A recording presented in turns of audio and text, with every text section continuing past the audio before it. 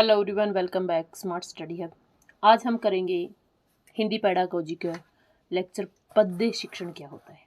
देखिए, जो पद्य शिक्षण है हमारे लेक्चर में आएंगे कि पद्य और गद्य दोनों आएंगे, ठीक है। उनमें से क्वेश्चंस भी आएंगे, तो उनसे रिलेटेड आपके क्वेश्चंस भी ज़रूर बनेंगे पेडागोजी में। तो उनके जो मेन मेन फोकस क्या है, कि उनके उद्देश्य क्या है, उनकी विधियाँ क्या है, किस तरीके से आप उनको पढ़ा सकते हो, तो पद्य शिक्षण का अर्थ क्या है। तो ये जब तक आपको समझ में नहीं आएगा ना, तब तक आप उनको सोल्व नहीं कर पाओगे, ठीक है। तो मैं आपको उनसे परिचित करा देती हूँ कि आपके पद्य शिक्षण का अर्थ क्या है, उसका उद्देश्य क्या है, कौन सी विधियों से हम उनको पढ़ सकते हैं, ठीक है। बिल्कुल ऐसे छोटी छोटी बातों से नहीं बताऊंगी, सॉरी, बिल्कुल मतलब डिटेल में नहीं वो करूँगी, लेकिन इम्पोर्टेंट बातों से आपको निकाल के लेके जाएंगे, ठीक है। देखिए, सबसे पहले अगर नए हैं तो चैनल को लाइक कर दें, क्योंकि पढ़ाने के बाद मुझे बिल्कुल भी याद नहीं रहता कि आप भाई चैनल को लाइक करो, शेयर करो, सब्सक्राइब करो। मैं फिर पढ़ाने के वे में चली जाती हूँ। तो ये आप लोगों का फ़र्ज बनता है कि एक कमेंट करके मुझे मोटिवेशन दें और चैनल को सब्सक्राइब करें, क्लास को लाइक करें और पढ़ाई पे ध्यान दें। देखिए, साहित्य दो वर्गों में बटा हुआ है, एक काव्य और एक पद्य, ठीक है। ये चीज़ आप अगर पढ़ लोगे ना, तो आपको पद्य में भी अच्छे से पढ़ाई हो जाएगी और गद्य में भी, ठीक है। और दोनों ही आएंगे आपके, देख लो, पर्टिकुलरली दे रखे हैं बड़ा गद्य। गद्य साहित्य क्या होता है कि आपके उपन्यास हो गए, कहानी, नाटक, निबंध आदि विधाएं सम्मिलित है। वहीं काव्य साहित्य में प्रबंध काव्य, खंड काव्य और मुक्त काव्य आते हैं। दूसरी ओर उपकरण और इंद्रियों के आधार पर काव्य को दो दो भेद माने गए हैं, एक दृश्य काव्य और एक श्रव्य काव्य। दृश्य काव्य के अंतर्गत नाटक, जो हम देख करके समझते हैं, नाटक हो गया, एकांकी हो गया आदि आते हैं। आकार की दृष्टि से श्रव्य काव्य के तीन भेद होते हैं, पद्य, गद्य और चंपू काव्य, ठीक है। अब ये जो है वो उनके लिए है जिनके पर्सनल, जिनका हिंदी सब्जेक्ट है, ठीक है। तो हमें तो सिर्फ 15 नंबर की तैयार करनी है, तो इसलिए इतना डिटेल में नहीं जाऊंगी मैं, जो मेन मेन है ना उसके ऊपर फोकस करते हैं। तो देखिए, प्रथम आदर्श पाठ का उद्देश्य होता है कि पाठ्य का अर्थ समझ, पद्यांश का अर्थ समझना। देखिए, जैसे भी आपके एग्जाम में भी आएगा, जब तक आप उसके अर्थ को नहीं समझ पाओगे तो आप क्वेश्चन के आंसर नहीं दे पाओगे। उत्साह और रुचि जागृत करना। द्वितीय आदर्श पाठ का उद्देश्य होता है मुख्य भावात्मक सतलों की व्याख्या करना और ऐसे सतलों को भावानुकूल स्वर में रसानुभूति के साथ पढ़ना, जैसे शब्द, चैन, नाद, ताल, लय व विचार सौंदर्य, रस, छंद, अलंकार से परिपूर्ण स्थलों की सराहना करते हुए वाचन करना। तृतीय वाचन का उद्देश्य होता है कि प्रथम व द्वितीय वाचन के प्रभाव को समेटते हुए संपूर्ण गद्यांश का हृदय व मस्तिष्क पर अंतिम गहन प्रभाव अंकित करना, और अंत में विद्यार्थियों के द्वारा भावानुकूल सस्वर पाठ पाठ है और उसकी स्वाभाविक भाव व्यक्ति होगी, ठीक है। तो ये क्या कहना चाहता है कि सबसे पहले उसके अर्थ को समझना चाहिए, फिर अपने अंदर रुचि जागृत होनी चाहिए। दूसरा उद्देश्य होता है कि जहाँ जहाँ पे इम्पोर्टेंट होते हैं वहाँ पे आपको उन शब्दों का चयन करना चाहिए, मतलब ऐसे शब्दों का चयन करना चाहिए जहाँ पे आपको व्याकरणिक रूप से उनका प्रयोग कर सके। मतलब अगर आपको लिखना हो तो इस तरीके से आप लिख सके। तीसरा होता है कि आपने अर्थ को समझ लिया, आपने लिखने के तरीके को अच्छे से समझ लिया, तो उस कंप्लीट को एक सारांश के रूप में कवर कर सके, ठीक है। तो यही होता है आपका पद्य। चलिए, इसकी उद्देश्य समझते हैं क्या है। देखिए, पहले हम पढ़ेंगे पद्य शिक्षण के सोपान क्या क्या होते हैं। शिक्षक के द्वारा किया गया आदर्श पाठ। देखिए, प्रत्येक शिक्षक को पद्य का आदर्श पाठ विद्यार्थियों के समक्ष करना चाहिए। सबसे पहले जो देखिए जो उसका इम्पोर्टेंस है ना, वो एक टीचर को है, बच्चों को बता देना चाहिए कि इस लेसन में हम ये पढ़ेंगे, थोड़ा सा संक्षिप्त में, ठीक है। विद्यार्थियों के द्वारा सहस्वर पाठ करना चाहिए। पहले इसमें सहस्वर का मतलब क्या होता है, पहले भी आप समझ चुके होंगे कि पहले टीचर बोलेगा फिर बच्चे बोलेंगे, तो इससे एक लय में बच्चे पढ़ पाएंगे, ठीक है। इससे उनका जो स्वर्ण कौशल है, या दूसरा कौशल कौन सा था, एक स्वर्ण कौशल और लिखित कौशल, पठन कौशल और भाषा कौशल, ठीक है। तो उनका भाषा कौशल और श्रवण कौशल दोनों विकसित में आएंगे विद्यार्थियों के जो सहस्वर पाठ करेंगे तो, ठीक है। फिर आता है शब्दार्थ, अर्थ ग्रहण करना और विस्तृत व्याख्या करना। तो देखिए शब्दार्थ बताएं, जो हार्ड मीनिंग आ जाते हैं आपके, तो उनका शब्दों का अर्थ बताएं। जब तक देखिए आप अगर पद्य पढ़ोगे तो उनमें आपको मीनिंग नहीं पता है तो उसका आप उनसे वहाँ से आप उस लय से स्किप हो जाते हो, ठीक है ना। तो शब्दार्थ बताएं, अर्थों को ग्रहण करें और विस्तृत व्याख्या करके उसको कंप्लीट डिटेल में पढ़ाएं, ठीक है। इससे क्या होगा कि शब्दों का विद्यार्थियों के शब्द भंडार में वृद्धि होगी और वो क्या कर पाएंगे, देखो पर्यायवाची, विपरीतार्थक शब्द, इन शब्दों का बच्चों को ज्ञान होना स्टार्ट हो जाएगा, ठीक है। तो यहीं से ही बच्चों को क्या मिलना स्टार्ट हो जाता है कि लैंग्वेज डेवलप होनी स्टार्ट हो जाती है, ठीक है। फिर आता है कि भाव विश्लेषण और समीक्षा की आवश्यकता। देखिए अगर हम किसी चीज़ को भाव से नहीं पढ़ेंगे तो हमें समझ में नहीं आएगा, ठीक है ना। तो देखिए यहाँ पे क्या कहता है, भाव विश्लेषण से हमारा अभिप्राय है कि उस कल्पना के सरोवर में विद्यार्थियों को अवगाहन कराना जो पद्य में विद्वान है, जिसका आनंद कवि ने पद्य रचना करते समय किया था, जिस कल्पना लोक में कवि स्वयं पहुंच चुका है, उसी की अनुभूति करना नितांत आवश्यकता है। तभी शिक्षक पद्य शिक्षण के साथ न्याय कर सकेगा। परंतु विद्यालय में यह बहुत बड़ा दोष पाया गया है। देखिए क्या होता है कि जिस भाव से हम चीज़ों को लिख रहे होते हैं, जिस भाव से हम लिख रहे, उसी भाव से अगर हम सामने वाले को वो चीज़ें समझा दें तो वो और अच्छे से समझ में आएगी। और जो जब हम भाव से कोई भी काम करते हैं तो वो हम भूल नहीं पाते, ठीक है ना। तो ये जो है आज की शिक्षा प्रणाली में बहुत ज़्यादा दोष पाया गया है। रट्टे मरवा देते हैं, बस कर लेना याद, एक बार पढ़ा दिया, नहीं, एक पोएम को, एक पहरे को पढ़ाने में पूरा लेक्चर लग जाता है, ठीक है। तो उसको डिटेल में पढ़ाएं, बच्चों को समझाएं, तो बच्चे उसको एकाग्रता से सीखेंगे और उस चीज़ को वो भूल नहीं पाएंगे। फिर आता है काव्य सौंदर्य संबंधी विवेचना, मतलब भाव विश्लेषण के माध्यम से शिक्षक विचार सौंदर्यता, कल्पना सौंदर्यता, भाव सौंदर्यता और शैली सौंदर्यता की अनुभूति करा सकता है, ठीक है। प्रत्येक कवि अपनी काव्य रचना के माध्यम से विद्यार्थियों को कोई ना कोई संदेश जरूर देना चाहता है। प्रत्येक कवि अपनी काव्य रचना के माध्यम से विचार सौंदर्य को विद्यार्थियों तक पहुंचाना शिक्षक का ही कर्तव्य होता है। हर जगह कवि तो जा नहीं सकता है, तो इसलिए वहाँ पे उस कवि जो है वो टीचर को बनना पड़ता है, ठीक है। जिस भाव से कवि कविता लिखता है उसी भाव से टीचर को बच्चों तक पहुंचाना चाहिए, ठीक है। जहाँ न पहुंच सके रवि वहाँ पहुंच सके कवि। तो कवि का काम क्या होता है, कल्पनाओं में खो जाना और ऐसी ऐसी चीज़ों को ढूंढ के ले आना जो कि आप सोच भी नहीं सकते। क्लियर? ओके, जैसे शिल्प सौंदर्य संबंध होता है छंद, अलंकार, शब्द शक्ति, माधुर्य गुण आदि से है। प्रारंभिक कक्षाओं में बच्चों को सुर, ताल, लय आदि से परिचित कराया जाना चाहिए, परंतु उच्च कक्षाओं, देखिए ये इंपॉर्टेंट है, प्रारंभिक कक्षाओं में हम क्या करेंगे, बच्चों को सुर, ताल और लय से परिचित करवाएंगे, ठीक है। अगर आपके पेडागोजी, आप पीआरटी का एग्जाम दे रहे हो तो ये बात आएगी, ठीक है। लेकिन जैसे ही उच्च कक्षाओं में जाओगे तो उच्च कक्षाओं के जो माध्यम होगा वो वहाँ पे आप छंद, अलंकार, रस, गुण, शब्द शक्ति आदि से परिचित कराना चाहिए। यह तभी संभव होगा यदि स्वयं शिक्षक को इन सब का ज्ञान होगा, तभी वो बच्चों को पढ़ा सकता है। वह अलग से छात्रों को छंदों, अलंकारों, शब्द शक्ति और गुणों से पूर्णतया परिचित करा दे। पद्य पाठ का पूर्ण आनंद प्राप्त करने के लिए भाव पक्ष के साथ साथ कला पक्ष दोनों के सौंदर्य से बच्चों को अवगत कराना नितांत आवश्यकता है।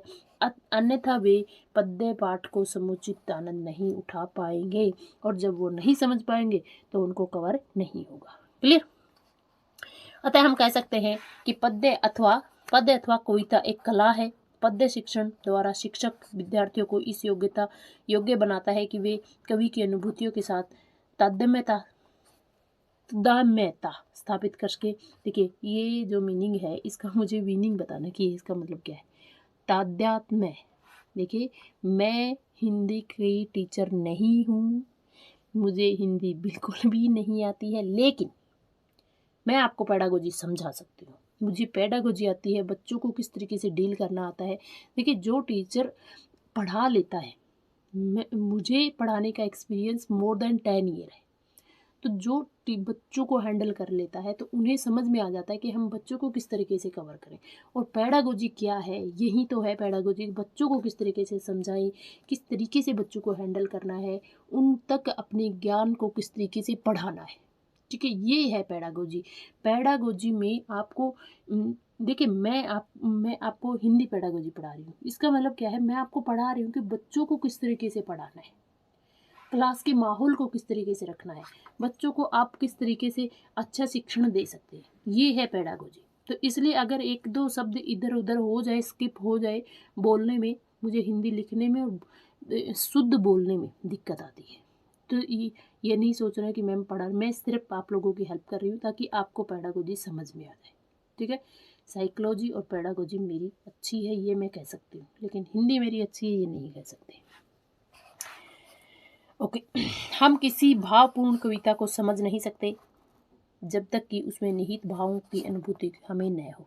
ठीक है, जहाँ तक हो सके कि हम उन्हीं भावों और स्वयंगों का अपने हृदय में पुनः सर्जन करने का प्रयास करें जिन मूल भावों और स्वयंगों की अभिव्यक्ति कवि ने कविता लिखते टाइम की थी। जब कवि लिखते टाइम जो चीज़ें कर रहा है वही अगर हम पढ़ते टाइम करेंगे तभी उसका मूल उद्देश्य हमें प्राप्त होगा। क्लियर। अब बात करते हैं कि पद्य शिक्षण के उद्देश्य। किस किस को लग रहा है कि मैं हिंदी की टीचर नहीं हूँ? मुझे तो लग रहा है कि मैं हिंदी की टीचर ही बन गई हूँ। चलिए देखिए मेन उद्देश्य क्या क्या है। देखिए मानव का प्रत्येक कार्य उद्देश्यपूर्ण होता है। एक कवि अपनी कविता के द्वारा किसी न किसी उद्देश्य को पूरा करना चाहता है। यही कारण है कि कविता मानव के मस्तिष्क और हृदय पर अपने भावों के अनुसार प्रतिक्रिया उत्पन्न करती है। इस दृष्टि से कविता के अनेक उद्देश्य हो सकते हैं। बहुत सारे अलग अलग डिफरेंट उद्देश्यों से बनाया जा सकता है जिन्हें एक साथ निर्धारित नहीं किया जाता। यह एक निर्विवाद सत्य है। कविता विद्यार्थियों पर स्थायी प्रभाव डालती है, परंतु समय बीत जाने पर भी कविता का प्रभाव उन पर देखा जा सकता है। शिक्षार्थियों ने कविता शिक्षण के दो उद्देश्य बताए हैं, एक सामान्य उद्देश्य और एक विशेष उद्देश्य। देखिए क्योंकि क्यों नहीं प्रभाव डाल पाती है, क्योंकि उनके जो पढ़ाने का तरीका होता है टीचर्स का वो सही वे में नहीं होता है। तभी जो है बहुत सारे बच्चे जो है रियल शिक्षा से वंचित हो जाते हैं। तो देखिए सामान्य उद्देश्य कौन से होते हैं। प्रथम सामान्य उद्देश्य यह है कि विद्यार्थियों को स्वर, लय, आरोह विरोह के साथ कविता पाठ को पढ़ाने में सक्षम कराया जाए। छोटे बच्चों में तुकबंदी सामग्री पढ़ाने का अभ्यास करना चाहिए। कविता सहस्वर पढ़ने में विद्यार्थियों को सक्षम बनाना चाहिए। कविता के विचारों और भावों के साथ तारतम्य स्थापित करने और विद्यार्थियों को अलौकिक आनंद की अनुभूति होनी चाहिए। कविता शिक्षण के अंतर्गत उचित हाव भाव के साथ कविता पाठ कराना चाहिए। विद्यार्थियों में कविता के प्रति रुचि जागृत होनी चाहिए। भाव, कल्पना और अभिव्यक्तियों के सौंदर्य को परखने की योग्यता का विकास होना चाहिए और विद्यार्थियों में कविता पाठ द्वारा कल्पना और बौद्धिक शक्तियों का विकसित करना। कविता शिक्षण के द्वारा विद्यार्थियों में सद्वृत्तियों और सात्विक भावनाओं को विकसित करना ताकि उनके चरित्र का निर्माण हो सके। कविता के मुख्य भावों और कल्पना शक्ति को समझने की योग्यता का विकास करना। विद्यार्थियों को सौंदर्य की परख करने के योग्य बनाना। कविता शिक्षण द्वारा विद्यार्थियों को साहित्य से परिचित कराना। उनमें ऐसी रुचि उत्पन्न करना कि वे अपने स्वाध्याय की आदत कर सके। स्वाध्याय मतलब खुद पढ़ने की उनमें आदत हो सके। विद्यार्थियों में कविता शिक्षण के विभिन्न शैलियों का इस प्रकार परिचय दिया जाए कि वे अपनी मौलिक शैली से को विकसित कर सके। कविता शिक्षण द्वारा विद्यार्थियों में सृजनात्मक शक्ति, कल्पना शक्ति और समीक्षा शक्ति को विकसित किया जा सके। विद्यार्थियों में कवि के संदेश को पहचानने और परखने की योग्यता होनी चाहिए। छंदबद्ध और छंद मुक्ति कविता को लिखने की योग्यता विकसित होनी चाहिए। ठीक है, फिर आता है मुख्य उद्देश्य। इसका कौन सा है? मुख्य उद्देश्य है विद्यार्थियों में कविता विशेष का पूर्ण ज्ञान कराना, कविता का संक्षिप्त परिचय देना, कविता में जो संदेश है उनसे अवगत कराना, भाव पक्ष और कला पक्ष से विद्यार्थियों को अवगत कराना, कविता में वर्णन किए गए भाव और विचारों के बिना किसी परिवर्तन के विद्यार्थियों को उनमें उन तक पहुंचाना। मतलब कवि क्या कहना चाहता है, किस भाव से कहना चाहता है और किस विचारों को वो प्रकट करना चाहता है, उनका जो है बिना मैनिपुलेट किए बच्चों को समझाना। ठीक है, फिर क्या कहता है कि विशेष उद्देश्यों के अंतर्गत पाठ्यक्रम के निर्धारण कविता में अनेक दृष्टियों से लक्ष्य हो सकते हैं जो कि निम्न है। कवि का परिचय होना चाहिए। कविता में अर्थबोध की जानकारी कि उसमें उसको कविता के अर्थ की जानकारी होनी चाहिए कि क्या कहना चाहता है, उसमें क्या क्या अर्थ है। ठीक है, फिर आता है कि कविता के सहस्वर वाचन का तरीका, कविता की भाषा की जानकारी, कौन सी भाषा में बच्चों को पढ़ाया गया है, अलंकार विधान की जानकारी, छंद विधान की जानकारी, निहित रस और उसकी निष्पत्ति की जानकारी, सौंदर्य की जानकारी, समालोचना, किस चीज़ की आलोचना की गई है उसकी जानकारी, निहित कथा, उसमें कौन सी कथा